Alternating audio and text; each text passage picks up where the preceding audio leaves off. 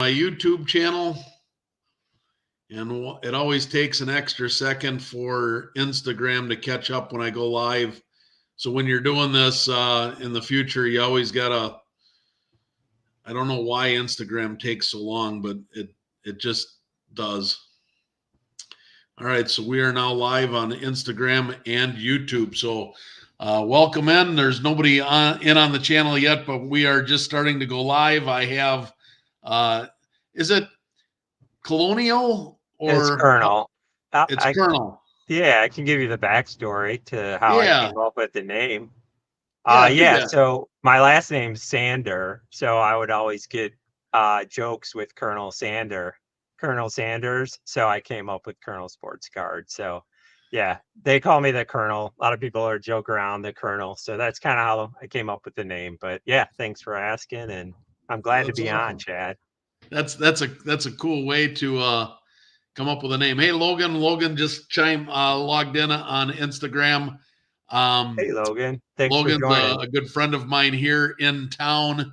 Um, we if the local card shop ever goes out of business, Logan and I are going into business together. But welcome in, Adrian, Charlie. So I've got Colonel Sports Cards here. It's David Sander.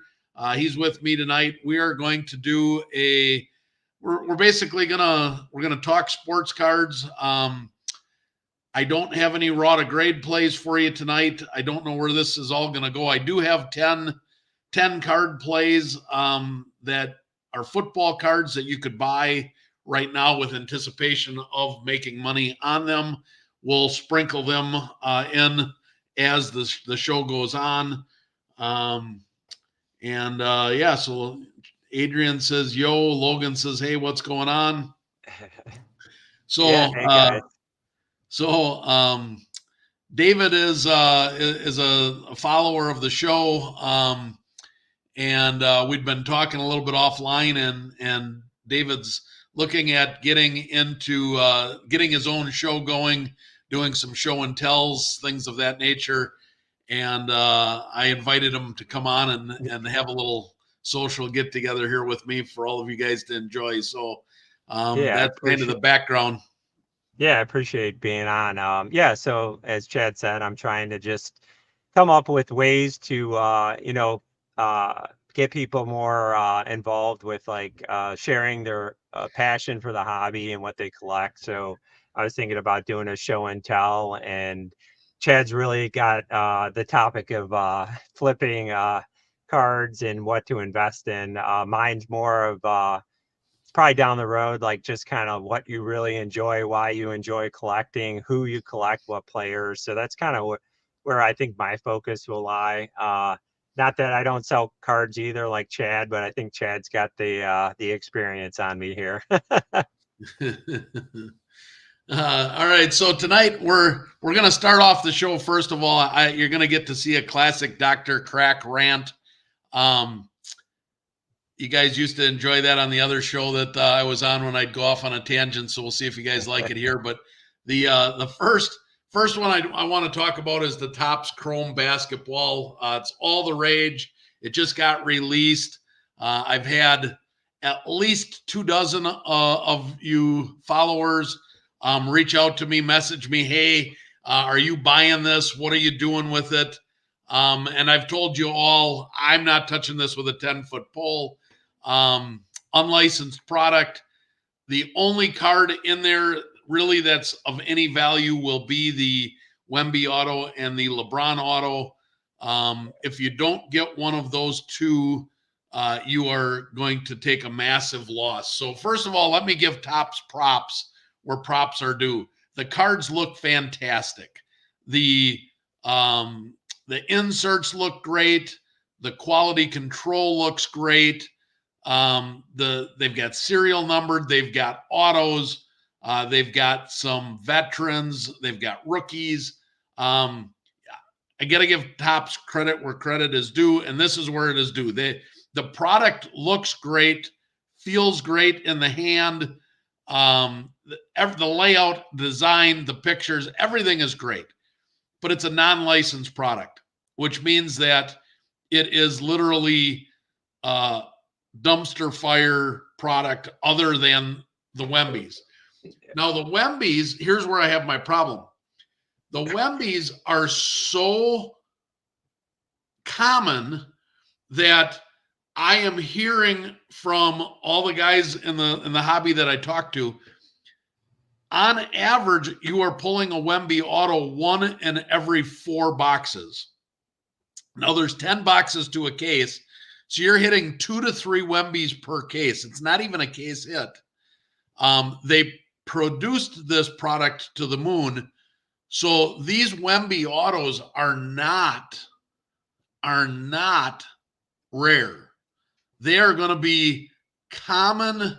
They're going to be more common than a base Bowman first auto out of baseball, out of Bowman draft. They produce so many of them that you're going to hit.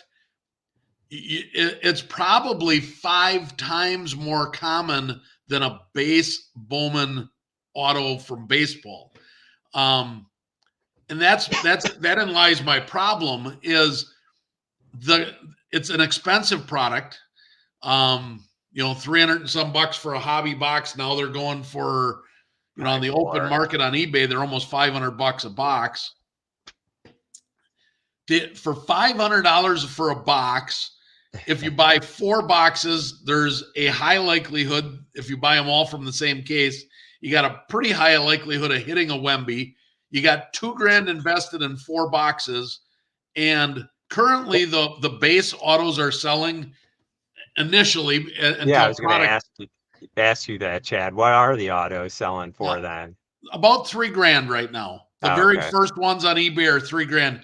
But as more supply hits the market, that's going to drop drastically.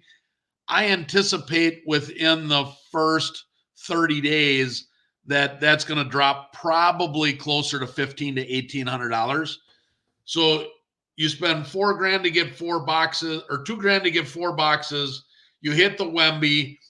If you do it right now and you hit the Wemby and you sell it, you can make some money. If you wait at all, by the time you get it and you rip that Wemby, you're in the hole. And there is nothing else in this product of any value. Well, you mentioned LeBron, right? LeBron. I saw originally they were talking that Steph Curry was going to have autos in here. He does not. So the only autos that you're chasing are LeBron and Wemby. None of the other autos are going to carry any value at all. Now Curry's never had the super refractor, was never pulled from his rookie card. To this day, either it wasn't pulled or it wasn't reported that it was pulled. But I saw a numbered to 10 gold Curry, and the guy sold it for $20. The guy that bought it, I saw the guy that bought it laugh, say, I'm going to put it on eBay for $50. But even at $50, that card is going to have zero value in 3 to 6 months. It's just not going to have any value. So, in my opinion, I could be wrong, but I just don't see where all of these people are rushing out, paying these enormous prices to go after a Wembanyama auto. The gem rate on the Bowman Chrome first of his Bowman University, there are 393. So the pop report is 393. They're going to have 300 PSA 10s of this Topps Chrome. They're going to have 300 of them in the probably within 30 days. I'll bet you that when this is all said and done, the unlicensed Wembanyama auto, that there's going to be probably 3,000 to 5,000 of them graded in all different grades, all different companies. There's too many of them. The prices are going to crash. If you're listening and you care about your money, do not waste it on Topps Chrome basketball. Do you think Topps came out with it just kind of early, too early, and just as a teaser? I mean, you said, the design and the cards are great, but what do you think their reasoning? You have any thoughts on why they might have come out with I mean, they could have waited, right? But they. Yeah, I do have a theory on this. Welcome in Double Slabs and Scott Word. Hey guys. My theory on this is, rumor has it that Fanatics thought that they had an agreement with Panini to buy out the licensing, and then it turned sideways. The lawsuit started. Oh yeah. They got Fanatics kind of puffed their chest a little bit too soon, pissed Panini off. Panini pulled the offer back off the table and decided to sue them instead. And I think that's where it went sideways. And Fanatics had already said by the end of 2024, you're going to have Topps Chrome basketball. So they made the promise, and I think that they did the production of it because they made the promise, you're going to have Topps Chrome basketball, and they felt like they had to. I really think that Topps is smart enough that they would not have done this had they known that they weren't going to get the licensing.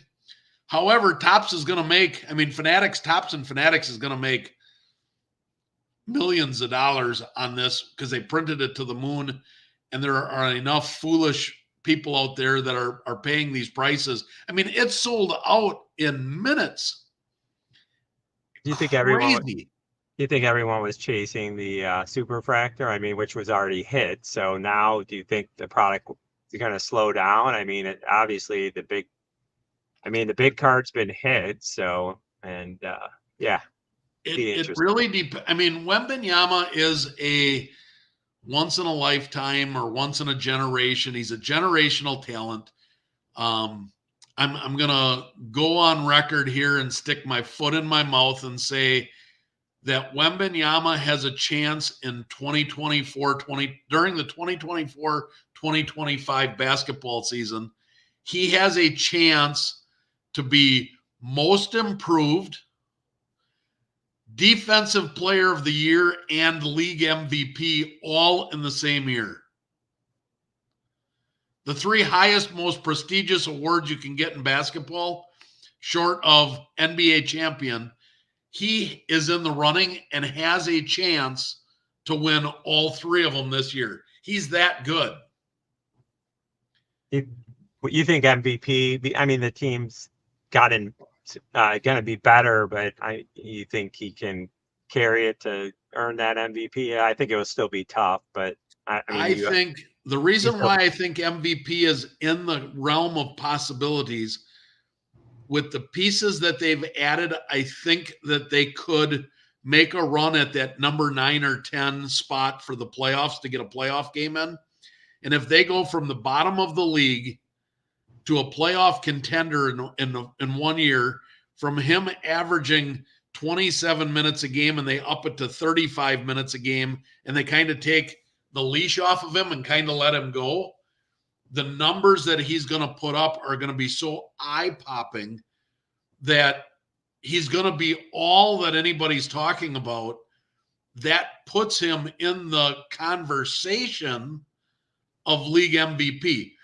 If he can carry his team this year into a playoff spot and take the numbers, the points, the assists, the blocks, the rebounds, the steals, and you average that out to a 36-minute average, they're staggering. He almost averaged a quintuple double, not a quadruple, not a triple double, almost a quintuple. I mean, he has the chance of legitimately having multiple quadruple double games this year. We're not talking about triple doubles. We're talking about quadruple.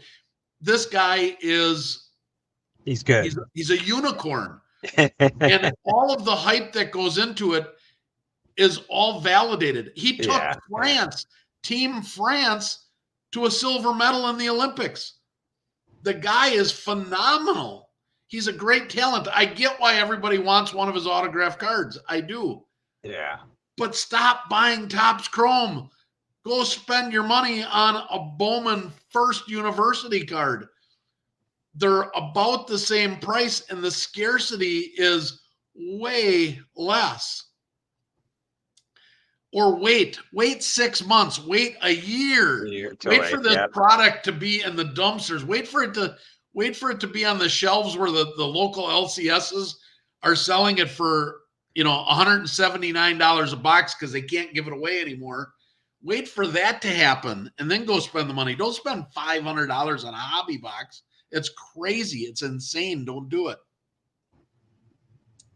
The other rant I'm going to do here is on Topps Chrome composite football. Yes. Now, one of the things I love doing is I love watching breakers. I can tune in and watch for an hour and a half, 2 hours at a time, and just watch break after break when a new product comes out. It's one of my favorite things to do is to watch and see if there's patterns with boxes, cases.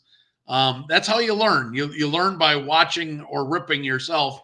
I don't have 20 or 30 grand to go buy cases upon cases of I stuff. don't either. So I watch them rip it all day long when it first comes out. The first couple of days it comes out, I might have 6 or 8 hours invested of just watching them rip it.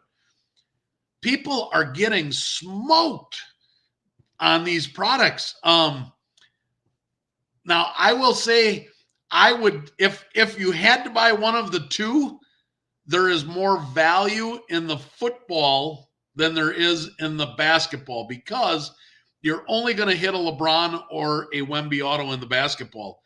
In the football, you have the guys that they don't have the licensing for, that haven't been in any other product. They have autos here. You can hit a Stroud.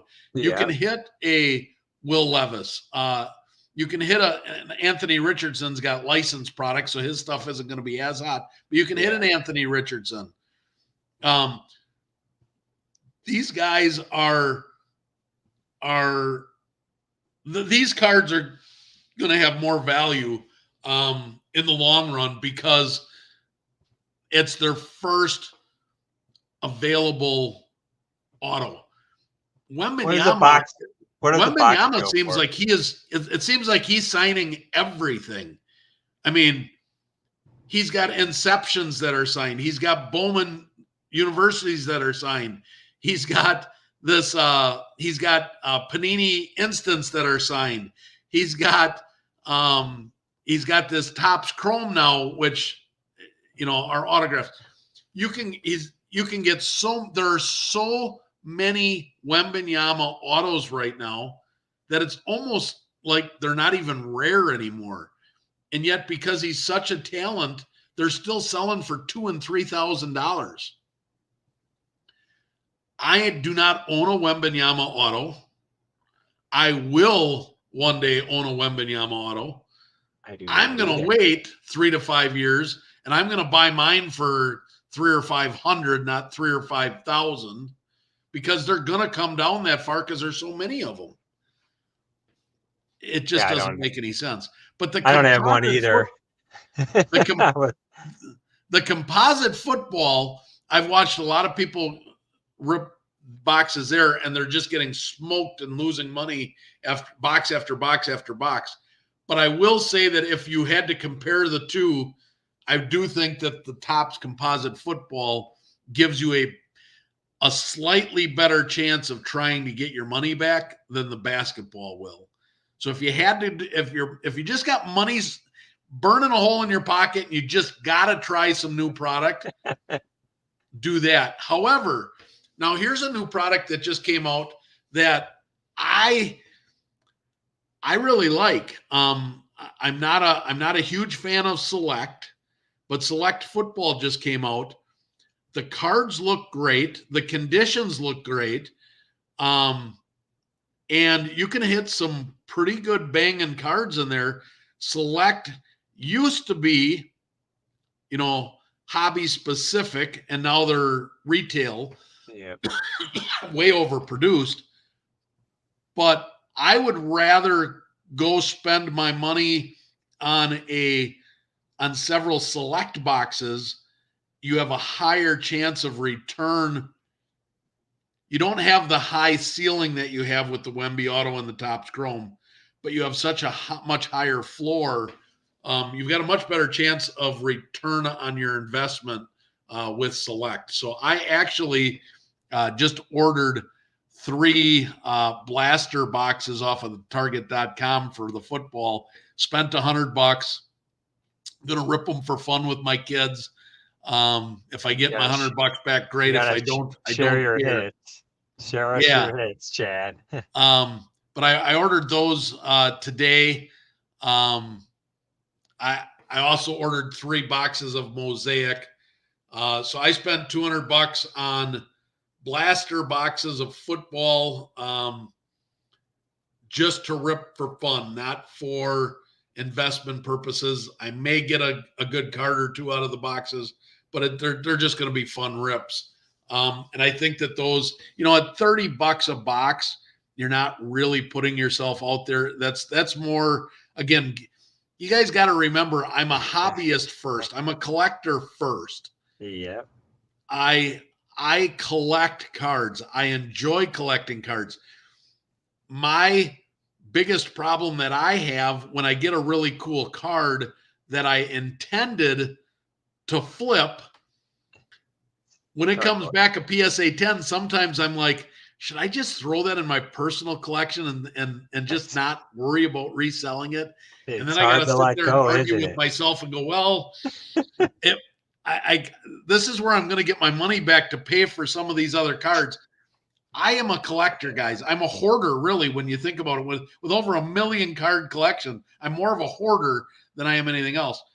But I flip, I buy raw, I grade, I share the fun with you guys, so that you can afford either to make a second income, or for some of you, it might be a first income, or to be able to afford to collect for free. I mean, really, you're collecting for free if you're flipping and making money on sports cards. That's really what I like to do. I like to buy, especially of these new releases, like the Anthony Richardson. This last here a couple months ago, I bought 10 Prism base cards.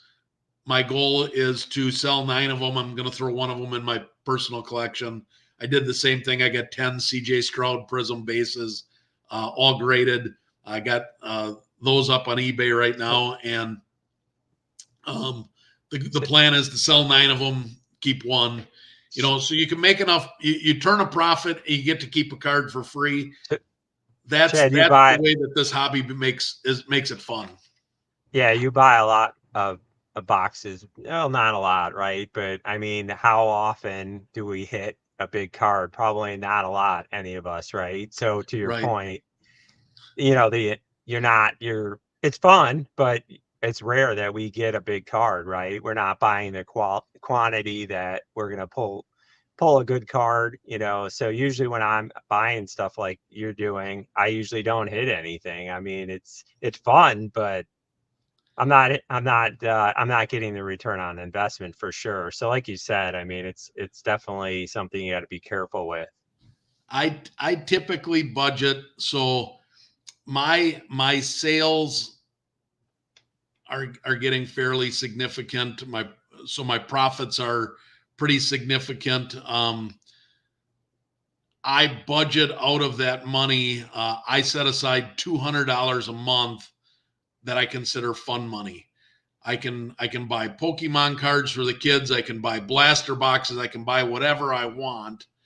And it's not intended for reinvestment purposes. It's not intended to make money. It's strictly $200 a month to just light on fire, rip some cards, have some fun with the kids. No expectations involved. Don't care if I get smoked. It's just the thrill of opening some boxes. Is that just boxes, or do you use the 200 for personal stuff, or you have a different budget for that? I have a different budget for that. This is strictly just $200 a month, designated fun. It's just fun. Okay. The kids want to, we walk through a card show and they'll be like, "Hey, Dad, can I get a blaster box of Star Wars?" Sure. Hey, Dad, can I get a blaster box of Pokemon? Sure. Walk through Target. Hey, Dad, can I get a Pokemon EX box? Sure. Hey, Dad, did you see there's Topps Chrome basketball sitting on, the shelf at Target. Can we buy a box? Sure. It's whatever, it's just designated for fun. So in August, I had not spent my $200 yet. So that's why last night I went online and I ordered the $200, the 3 boxes of Mosaic, the 3 boxes of Select. It was available. It was online at Target. Right away, my kid said, "Hey, I see you got them for $30, $29.95 a box. Did you know they're selling for $45 on Facebook? Are you going to flip them?" No, this is not that. This is just for fun. Surprised you're not, Chad. Come on. I make a pretty good amount of money on the flips that I do, and that money is designated just for that. The $200 is for fun. That's how my kids get their collections grow. Each of my kids now have about 6 sports binders full of sports and different things. All the binders, they put them in, and they've got some pretty expensive cards in their binder. And when I ask, do you want to send that in and get them graded? The answer is always no. They don't fit my binder then, Dad. So they're their cards. They can do whatever they want with them. I really don't care. My son Xavier last May, so about 4 months ago, traded about a $35 auto Keontae George rookie auto that he had pulled. That was his card for a $2 Pokemon card. And his brother was like, "Oh, Dad's going to kill you. Dad's going to kill you." And so he come and kind of hung his head. And he's like, "Dad, this is what I did. I'm sorry." I said, "Buddy, are you happy?" Yeah. Yeah. Do you like the card you got? Yeah. I don't care. They're your cards. Do what you want. Yeah, that's true. So the really, truly no expectations on the fun money. It is literally just for fun. Well, it's funny about the trade because, yeah, I mean, if you really want something and you feel that trade is fair, I mean, there's nothing wrong with it. Now, yeah, I mean, yeah, if I was going to do a trade and it's a card I want and, they feel that the trade's fair, I think it's worth it, so good for him. As long as he enjoys it. I mean, you can look That's at all it I from the care. dollar sign of it, but I mean, yeah, I mean, definitely if he likes the card, then it's worth it. Absolutely. All right. So there's no outline for tonight's show. So if anybody has questions, wants to chime in on anything, feel free to message, chime in. We can talk about and go in any direction for you guys tonight. But I am going to randomly pull up some cards. Like I said, I've got 10 cards, 10 football cards that I believe right now are underpriced and are available for, if you can get them at these comps, they are money-making opportunities. So we're going to start with the first one here. And this first one is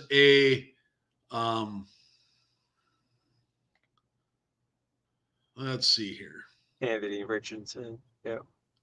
Yep. So it's an Anthony Richardson, and it is a silver rookie variation PSA 10. I always caution you in current year cards because as higher volumes hit the market, they tend to drop. However, there's a very unique thing that's happening in week 1. Week 1, the Colts play the Texans. Anthony Richardson plays CJ Stroud. So if you have cards that you are holding on to of Anthony Richardson and CJ Stroud, here's the beauty. The beauty is one of them is going to go up after week 1. Or both.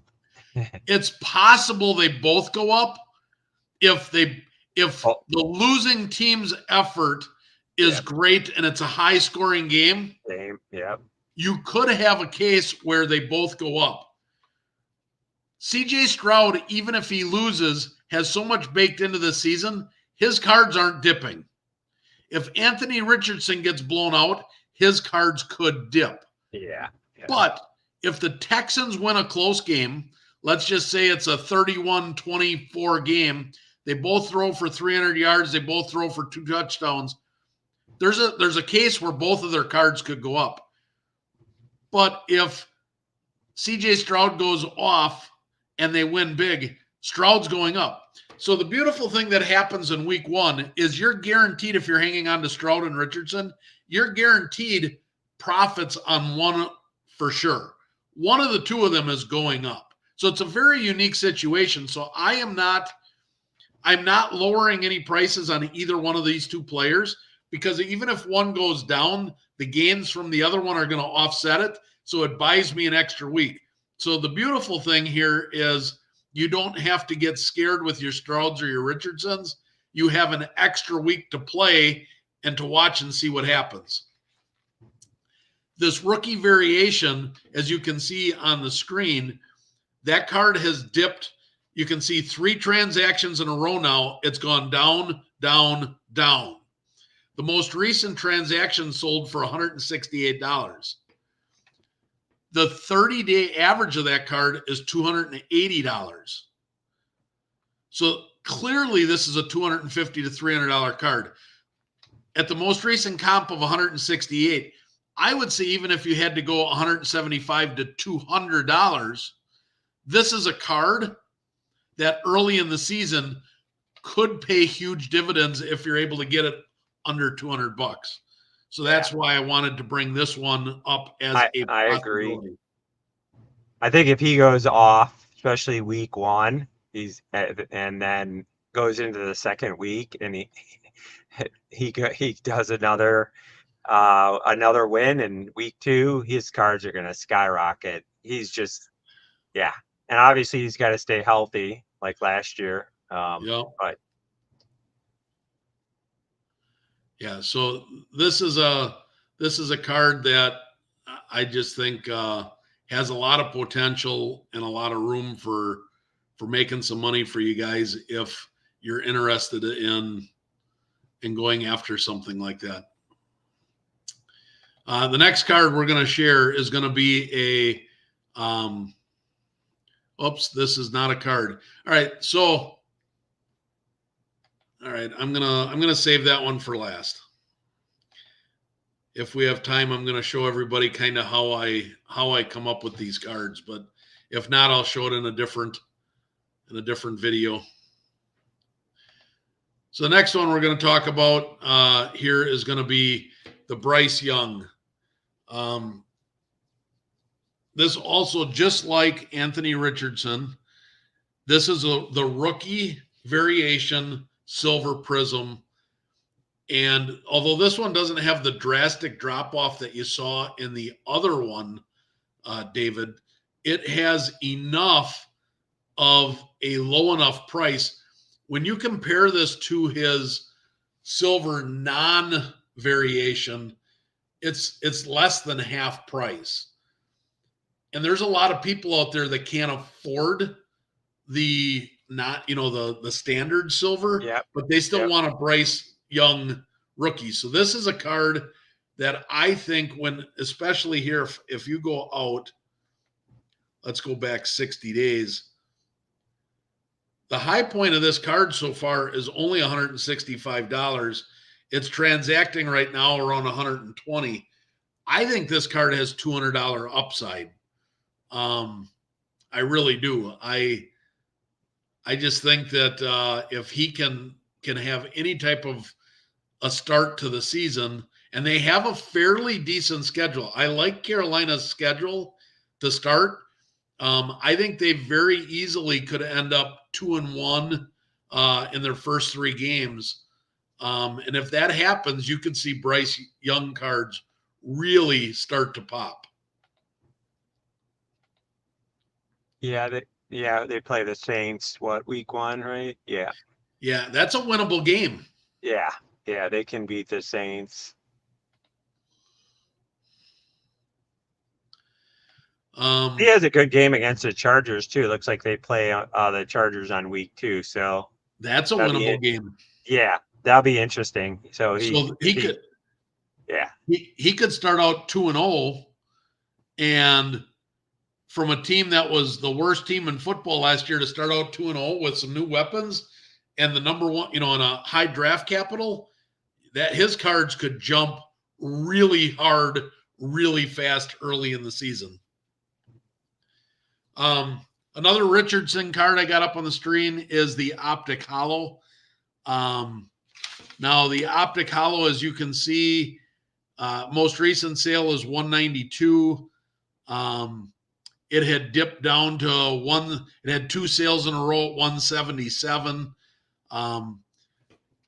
This card, when you compare it to, the reason I put this card on, David, is compare an Optic Hollow PSA 10 of Anthony Richardson to, let's just say, Jalen Hurts, Joe Burrow, Justin Herbert,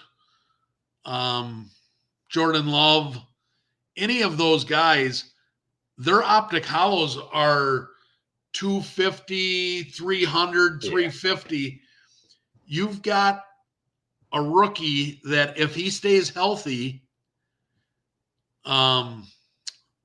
his rookie card, I mean, I know it's his second year. Last year was his rookie season, but you got a second year rookie, a rookie card here that at under $200, let's just say Anthony Richardson and the Colts, the Houston comes into Indianapolis and the Colts pull off a shocker in week 1. I don't know as though it would be that big of a shocker because the Colts are pretty well, they've got a really talented team. They play well at home. And in the games that Richardson played last year, they looked like a playoff caliber team. Jonathan Taylor is back to being Jonathan Taylor. It's a scary offense there in Indianapolis.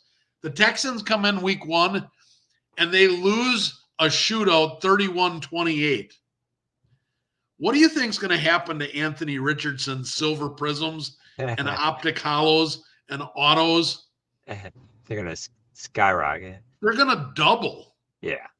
So when you can get an Optic Hollow PSA 10 under $200 of a high caliber, high profile quarterback, if you've got it in your arsenal to be able to spend that money and take that risk, I think it's a good risk to take. The reason I typically do raw to grades is because I'm not a huge buy graded cards and flip them kind of guy. There's too much risk involved. The players got to perform. You got to guess right. You got to buy low. You got to sell high. But you got to give a grade. You got to, yeah. So, I mean, so there are opportunities here, but these, I'm picking out some cards that if that is your thing and you want to go for some cards, here you go. Generation Wax, welcome in. Cards I collect, Cali Cats and cards, welcome in. I've got David from Colonel Cards. Hey guys. What's that? I'm just saying hi. I got David from Colonel Cards with me here tonight. We're just talking some football cards, talking really cards in general. David's a viewer of the channel and wants to get his own channel going. So I invited him in just to sit and chat. If you guys got questions, feel free to ask. There are no raw to grade plays tonight, guys. I've got a few plays that I think are really good buys right now that are PSA 10s that I think have opportunities. If you wanted to take a risk and go out and buy them, that's all we're talking about tonight. These are not plays that I'm telling you go out. These are going to make you huge returns. These are all risky plays because they're already all graded cards. But the next one we're going to talk about, Nick Chubb. He ended up on the physically unable to perform list to start the season. Last year, he looked like he could have set records for yards, touchdowns. He was absolutely phenomenal last year before getting hurt. He was having a very special season. Coming off the surgery on a good Browns team with Ford in the backfield, he's going to be allowed the luxury to heal up properly. He's not going to get rushed back. He's out the first 4 games of the year. So as you can see on this, when they announced that he was going to be put on the PUP list, look at what happened. His card was selling for $50, $40, $26. His card is dropping like a proverbial rock right now because he's out of the limelight. He's out at least 4 weeks. At $26 for a PSA 10 for a Donruss rated rookie, for any player, that seems relatively cheap and very low risk. But for a player of Chubb's caliber, and it could drop even more here in the next few days as the first week comes, especially if Jerome Ford comes out and plays well. People are going to forget about Chubb. He could be back in week 5 in a very good offense, and these cards could go very high very quick. So hey, Chad, what were they selling at? What were they selling at when he was last year when he was doing really well before his injury? Can you see that on here? What they were selling for last year before he got hurt? Yeah. Can you go back on here? Yep, I can go. So if you go back. Oh yeah, so at some point. Right here, right before he got hurt, it was $65. Yeah. So for $26. For $26, very low risk, easy opportunity here for a chance to make some money. So I really that's one of my favorite recommendations of the night is going to be to look at some Nick Chubb. There are other plays, his hollows, his autographs. I just happened to pick that one because at $26, there's little to no risk involved in that at all. For a player of his caliber, it's going to almost always be a $20 card. So very low floor on that one.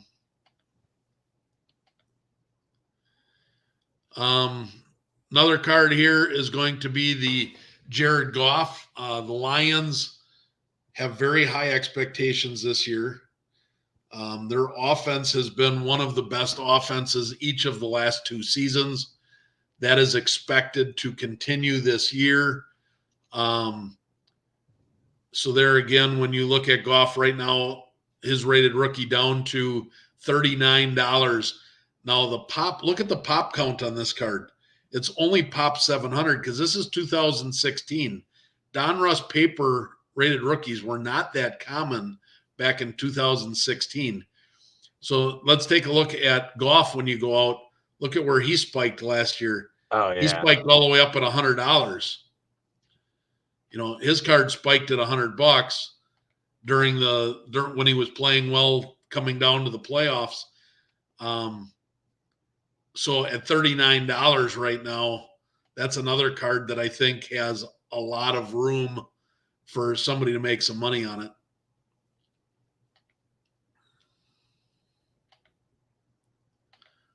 Any questions, Chad? Anyone have chime in with anything? I can't see that. So no, nobody's chiming in. Everybody's just kind of chilling out, hanging and listening.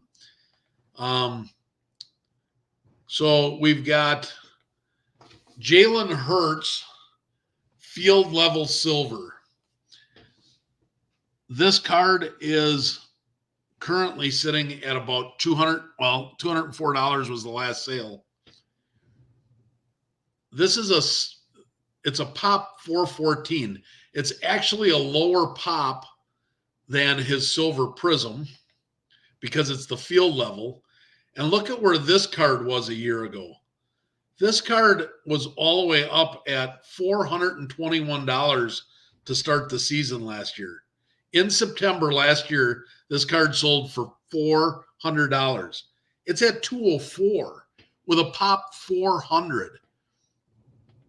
I think with Saquon Barkley that they are going to be a much better team than they were a year ago. And therefore, that makes Hurts's value that much better. So I think right now people are sleeping on Hurts. I think that Hurts and Tua are two of the better values in the NFL right now.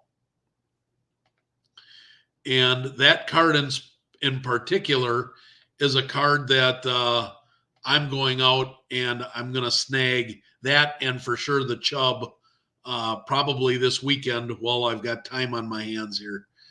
Now, again, you're snapping them raw, right? No, I'm going to be snapping these in PSA 10s. Oh, okay. So you're going to be grabbing. They're cheap. Okay. They're cheap enough at this point that, especially the Chubb at 20. If I can get it for $26 and it costs me $20 to grade it, I mean, why take the risk? Yep. And the field level silver raw, that card sells for $100. So if I'm going to spend $100 plus grading and wait 45 days, I'm going to have $135 tied up with shipping. Why not spend the $200 knowing it's a $400 card and get that one just in a PSA 10 already? No, that makes sense. And it's got a low gem rate. It's only a 30% gem rate. So if you can, with a pop 400 and a 30% gem rate and an opportunity to double your money, that's a perfect storm right there. Christian McCaffrey. Now, I had the number 1 overall pick in fantasy football in one of my leagues this past weekend, and I did not select Christian McCaffrey. He is the universal number 1 pick. Everybody was shocked when I didn't pick him. I didn't pick him because he had over 400 touches last year. The last time that McCaffrey had 400 touches was when he was in Carolina, and the following year was his injury-riddled year that he had. It took a toll on his body. So I think that there is a high likelihood that you are going to see several injuries this year from Christian McCaffrey because a body just can't take 400 plus touches in the NFL with the beating that he took. Many people are thinking the same way I am, but this also makes it a possible buy low opportunity. When you look at this, 218, 198, 185. The last sale was 168 for his silver prism. It's a pop 1350, so it's not that rare. But when you look at that, now you look back, take a look when they were making that run to the playoffs. That was a $300 card. That was a $305 card just 2 months ago, at end of June. So if you can get into that card down in that $160, $70, $75 range, if he does well and the 49ers do well and he can stay healthy, even if he can't stay healthy. So here's the deal. The reason I'm not chasing this card, David, is because I believe I'm betting on fantasy football that he's going to have injuries this year. And therefore I'm betting in my card collecting, he's going to have injuries. And when he has an injury this year, that 160 could drop down to 1.25 or something of that nature. I am holding and waiting for a McCaffrey injury, even if it's a couple week injury, to buy the low dip in mid-season, because the Niners are going to be there at the end of the year. If he's healthy at the end of the year in the playoffs, this is a $300 card. So I am buying this card between now and December. I am buying this card, but I am waiting and I am betting on an injury. And if it doesn't happen, I shot myself in the foot. So who'd you draft at number one then for your pick? I would like to hear this since you passed him. Come on. I drafted Breece Hall. Okay. Okay. And the reason I drafted Breece Hall is because he was number 2 in the league last year with Zach Wilson at quarterback. Teams were putting 8 and 9 men in the box, and he was the number 2 overall running back in all of football last year. They brought in 2 new tackles. Rodgers should be healthy. Yeah. They've got a much better wide receiving core, and they've got Braylon Allen to spell him. I think Breece Hall could have a historic year this year. I'm predicting that Breece Hall is going to have over 2,000 all-purpose yards this year and 15 plus touchdowns. That's my prediction. That's why I drafted him number 1 overall.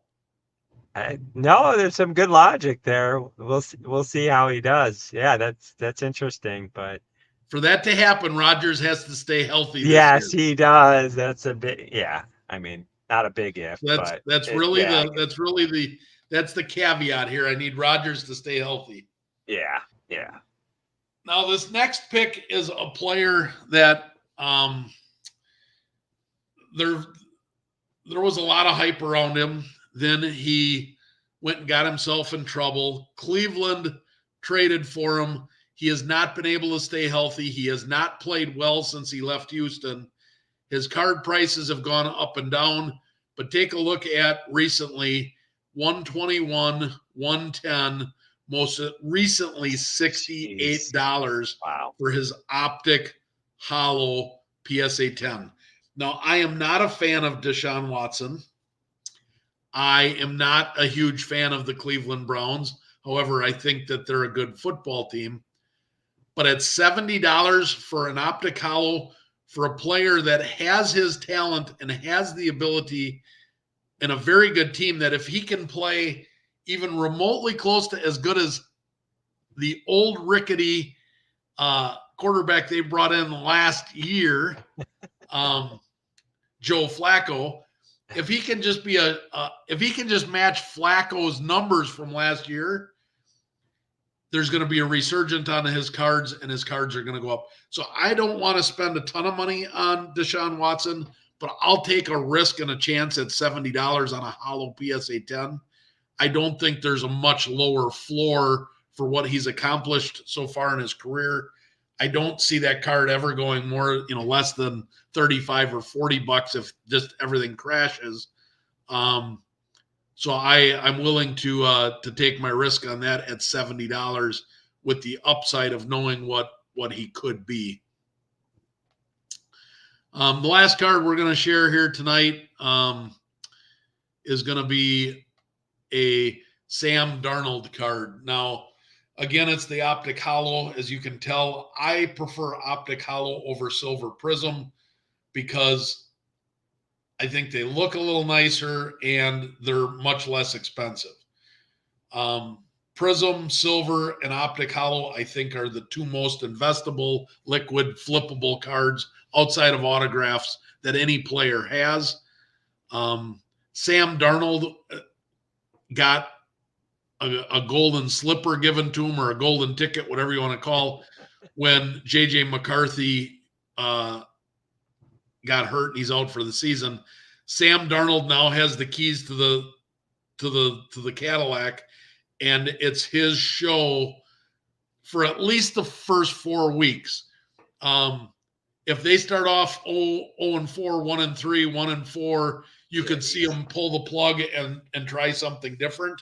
Yeah. Because there are very high expectations in Minnesota this year. The bringing in of Aaron Jones solidifies their running back. They could have a good offense. They got Justin Jefferson. They've got Jordan Addison with Aaron Jones. And then they've got, of course, their tight end is out for the first part of the year. But when he comes back, they've got a potent offense. So Darnold's got the keys to the Cadillac. His card's all the way down to $78.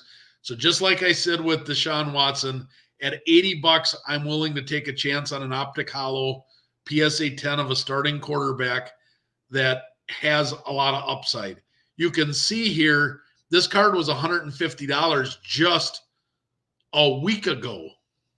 1 week ago, it hit $150.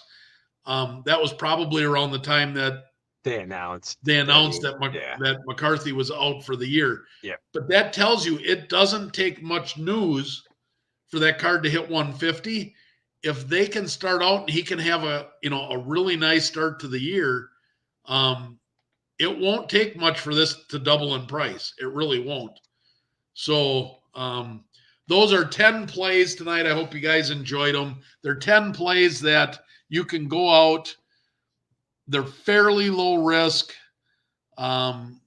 with good rewards. They're not the raw to grade plays that I generally come up with for you guys, but I didn't know how much time I'd have talking with cards, having David on tonight. I really appreciated David joining me. Yeah, thank you. Appreciate it. Hope you guys enjoyed this. Chad, how many are you buying when you're on these plays? Are you just buying one of each, more than one? Or, I mean, what's your strategy on that? I mean, because obviously the more you buy, the more risk you're putting in there. When I buy a card, whether it be raw or whether it be graded, my goal is always to buy 3. I have the rule of 3. Okay. Because I believe the rule of 3 does not increase my risk. I believe the rule of 3 lowers my risk. And here's why. If the card drops in price, okay, I can sell one of the cards off to recover some of my losses. So let's just use the Sam Darnold, $80 for the Optic Hollow. Let's say I can buy 3 of them at $80 a piece. All right. So I'm investing $240. He starts out slow when the cards drop to $50. I can sell one off at $50 and lower my investment from $240 to $190. Okay. Now, instead of having $80 a piece in them, I have $95 a piece, but I've recovered some of my money. So now when he heats up and that card goes to $150, I can sell off both of the other 2 cards and still profit approximately 30%. Okay. If that $80 a card happens to be, he starts off 2-1 and looks good, and Justin Jefferson's ripping off long bombs, and Aaron Jones is running 50-yard touchdowns, and the offense looks good, and they're 2-1, 3-0. People are hopping on the Sam Darnold train, and it jumps up to $150. Now I have the ability to sell off 2 of the cards for $150 a piece. I profit $50 on total. I profit $50 total, and I have a free card for my personal collection that now goes into my personal collection at 0 cost, and it never comes back out. Okay. I don't care if it goes up. I don't care if it goes down. I don't care if it goes to $1,200.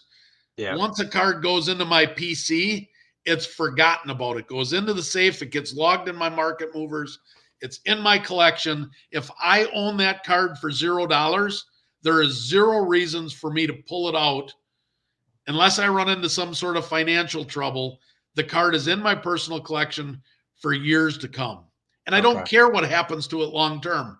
Someday I'm going to be able to pull that card out. If it's a $4 card 20 years from now, because his career sucked and nobody cares about him, I'm profiting $4. Yeah, it doesn't matter. Yeah. And I get to say, look how cool this Optic Hollow rookie card looks. Yeah. No, I just don't care. Yeah, I wanted to see how you use the strategy. I appreciate that. I always like to do 3 if possible. It's not always possible. A lot of times I only end up being able to buy 1, especially at the target prices. Because what happens is, so at $80 now, The next one, there's a couple of them that I'm watching right now on eBay and auctions. They end tonight. Let's say the next one I snipe. There's one that's, spoiler alert, there's one that ends at an odd time tonight that I think is going to go cheap, because right now there's only 3 watchers on it and it's stupid cheap. Yeah. So I unless all my viewers here hop on it and bid against me, I think I'm going to get that one really cheap tonight.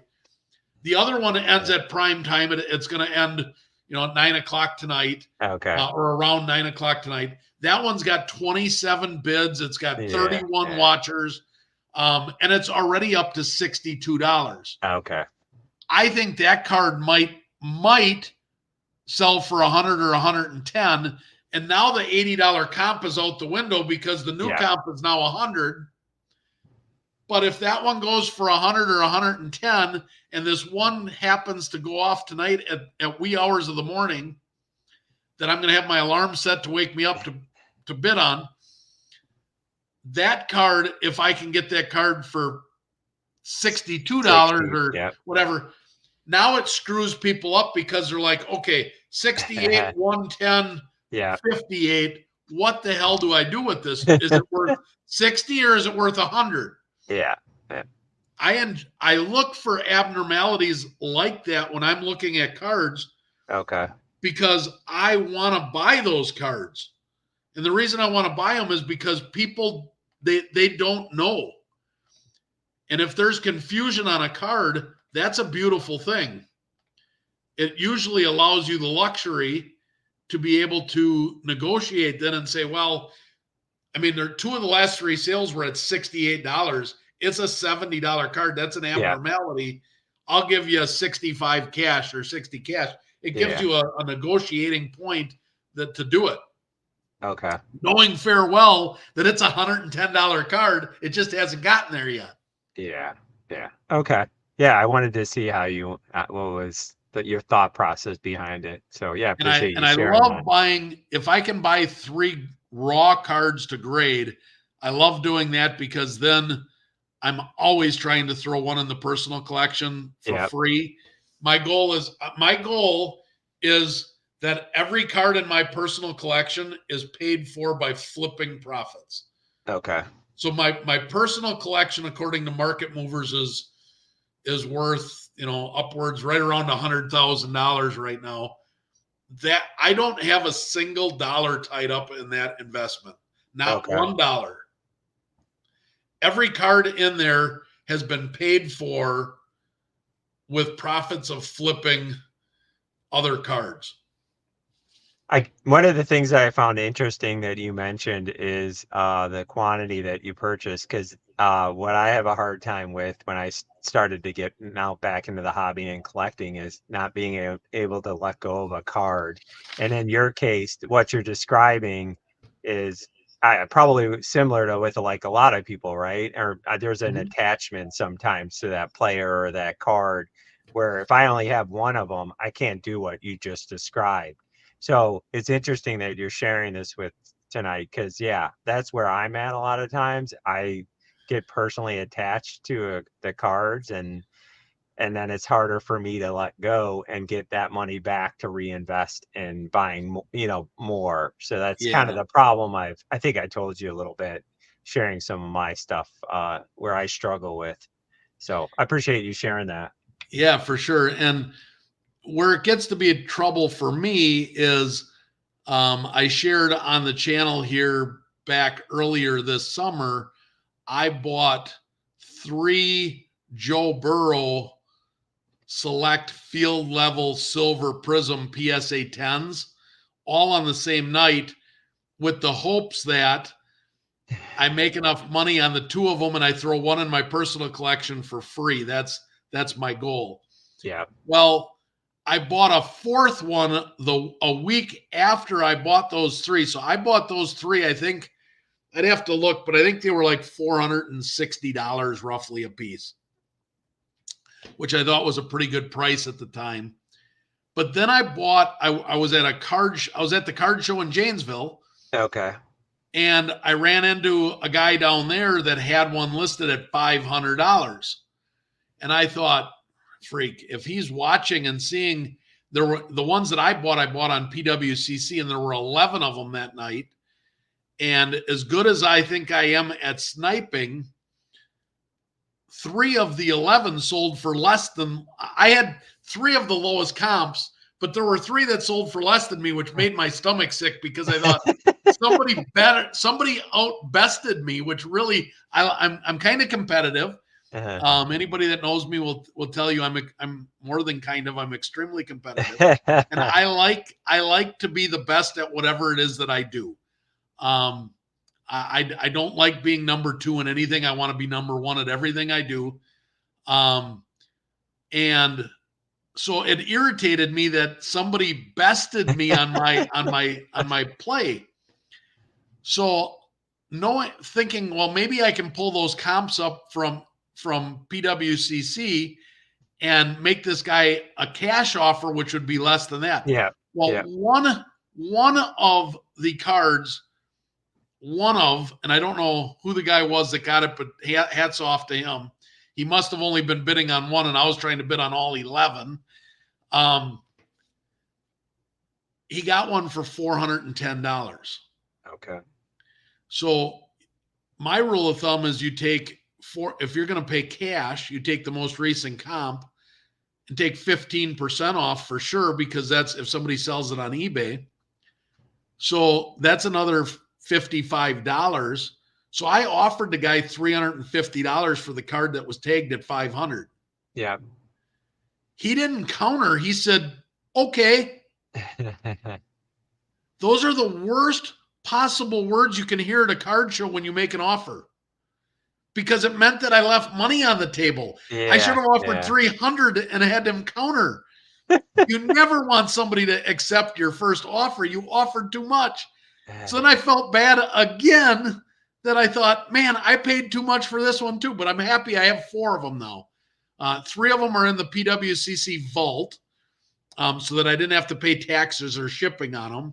Yeah. And then this one I bought at the card show. This one's in my personal collection. Yeah. So I haven't put it in my safe yet because I owe money on it. So I need to make at least $350 on the other 3 cards. So this one becomes free, and then I can own one for no money. That's my plan. Well, hopefully Burrow has a great year and you'll be smiling all the way. So Callie Cats and Cards is asking a question here for us, David. What are your thoughts about selling directly from PW or from PSA on eBay? Do you think buyers see that as an advantage? Would you wait till the season gets going versus posting Drake London, Breece Hall, and others? Thanks for the question, Callie Cats. I'm going to let you answer this first, David, and then I'll give my opinion. Well, for the waiting part, I would wait for the season to start, obviously, to see how these players go off. And that's my opinion on it. I don't know. Chad might have a totally opposite thought process on it. I think he might, but we'll see here. All right. So the first part of the question, my thoughts about selling directly from PSA on eBay. I do it all the time. If it's a card that I need, so because I do so many raw to graded flips, the speed kills. So the faster you can get that card listed, the better off you are. So if you can vault that card at PSA, or on the eBay vault to where it goes straight into the vault from PSA, and you don't ever have to touch the card. You don't have to pay shipping. Yeah. You list it on eBay, and then they ship it out for you. Yeah. It's a beautiful thing. It's way faster because generally what happens is you can list it on eBay from PSA, Callie Cats, as soon as the grades pop. It gives you that option. There are 2 steps left after the grades pop. So you still have to have PSA check over the card and then ship the card. That right now, my experience from when the grades pop on a card to the time that the card hits my mailbox is about 10 days yet, 10 to 12 days. So if I can get that card listed 10 quicker, to 12 days sooner, I'm doing that. And the reason that I'm doing it is because my raw to grade plays are not based on performance. They're not based on waiting for somebody to pop off during the season. They're based on selling as fast as you can get them and turning that into profit so that you can make another play. If I had London and Hall cards in my possession, so I have them, and I have them with the thoughts that I'm going to try and flip them. Maybe I bought them at a local card show. Maybe I bought them from an LCS. Maybe I've had them in my collection because I graded them 6 months ago, whatever the case may be. That's a little bit different because now you're not fighting speed. You're not trying to do the raw to grade to flip to raw to grade to flip to raw to grade to flip. And I'm trying to do my plays 6 times a year. That's my goal. And with every time that I'm doing it 6 times a year, my goal is that I want to double my money. At minimum, I want to double my money. I send out cards every Wednesday to PSA. So I send 52 submissions a year to PSA. So some of them are cards that I'm wanting for my personal collection that I get back that I wait on. Some of them are cards like for right now, for example, there are basketball cards that I did raw to grade that with the intention of waiting for the beginning of the season. There's other raw to grade cards that basketball that I've already got listed and I'm selling because I want to turn them as fast as I can so I can do more. So to answer the question, if you had Drake London right now and you have Breece Hall and we're a week away from the season, does it pay to post them now or should you wait? I would wait at this point. If you don't already have them, the time to sell them, Cali Cats, would have been 2 to 3 weeks ago, right at the start of preseason. If you look at market movers, generally the first week of preseason, all of your top stars have a little bit of a blip because of the excitement. People are looking for them, and they're like, I want to hurry up and get them. And then they have that drop back. They drop off and they kind of flatten out during the preseason. And right now, those cards are flat. Hall is up, I think, about 4% in the last 30 days. Drake London is actually down about 12% in the last 30 days. Drake London is going to need a performance spike with Kirk Cousins for his cards to go back up and for you to profit big on them. Breece Hall, as you heard earlier, I'm betting on Breece Hall to have a monster season. So I'm holding, if it's not a card that I intended to flip, I have 4 Breece Hall cards that I am holding until playoff times. I'm not flipping them right now because they're not part of my flip plays. They're all rookie ticket autos. They're all serial numbered. They're all PSA 10s. They're all paid for. I'm not holding any, so it's not costing me any holding money or anything like that. I'm betting on Breece Hall having a monster year, and I think those cards are going to be worth 3 to 5 times what they are right now in December and January. So those cards I am sitting on. The little Breece Hall cards, the red, white, and blue prisms, the base prisms, the paper Don Russ rated rookies, the Phoenix Fireburst, all of those are all listed right now. Everything. Get them listed. There's no sense. Those cards are not investable. If it's not an investable card, list it, liquidate it, and move on to something else. If it's a big card, if it's a silver prism, if it's an optic hollow, if it's a rookie auto, if it's if you get lucky and you got a National Treasures RPA, something like that, those are super investable. Those I would hold for a huge spike during the season. He said, I can see that. I have some at PSA and Assembly going to Vault. Appreciate the feedback. If a player goes off, though, they only do 7-day auction as the shortest duration. Yes, so that is the crappy thing that they need to work on. They need a buy it now feature is what they need. But yes, if they list them for you right now, 7-day auctions is the way that they go. So if a player goes off and you think the cards are going to spike, go online to your app, list the card during the game or as soon as the game is over, so that you will get a whole bunch of bids and watchers during the week. And then even if he doesn't have a great game the next week, hopefully you've got enough watchers and bidders that it carries you through and you profit well on it. So that would be my advice to you on that. Good questions. I appreciate that was a good appreciate question. the chiming in and feedback there. So I don't have anything else planned. I said about an hour. It's been an hour and 15.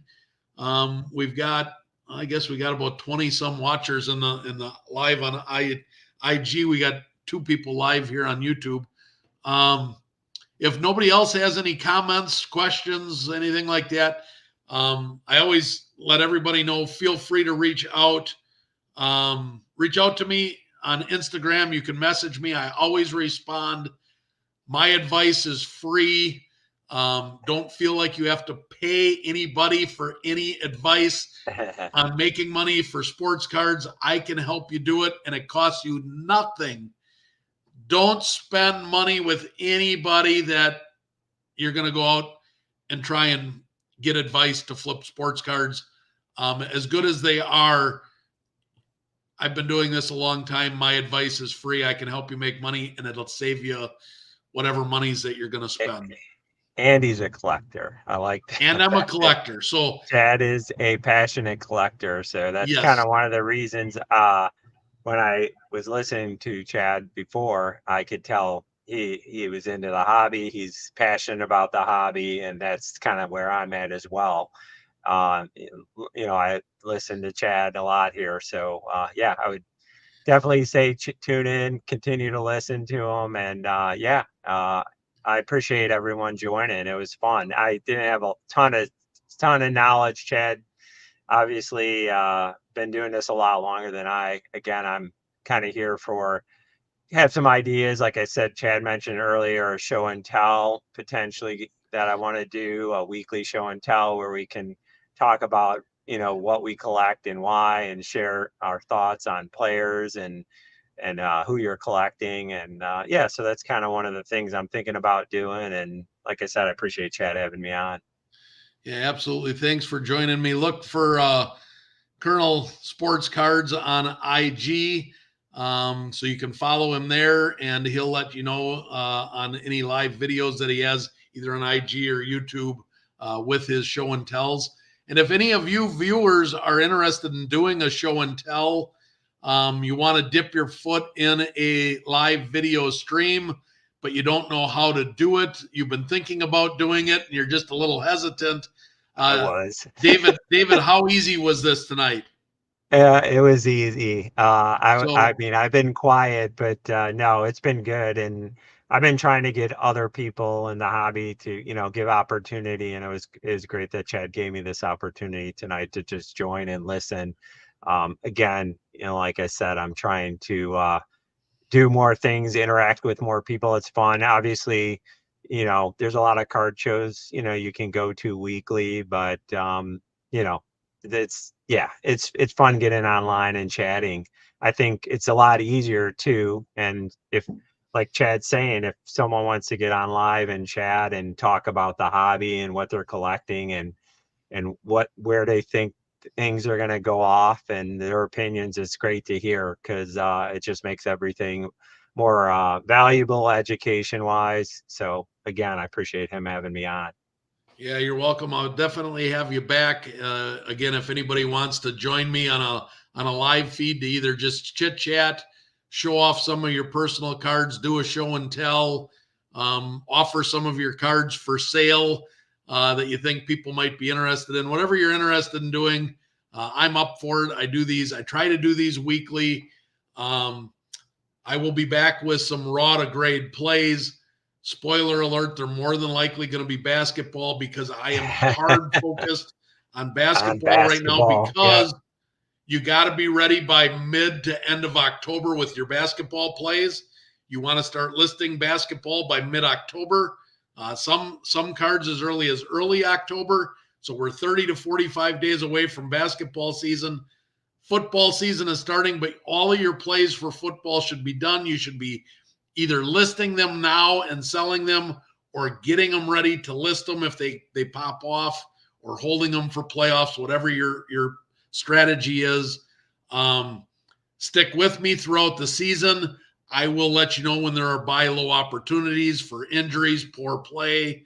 There are a lot of players that I am watching that have an extremely hard schedule early in the year that I think are going to be terrific buys at midseason, because I think they're going to struggle. And then they have a really easy end of the year stretch, i.e., for example, Jordan Love last year.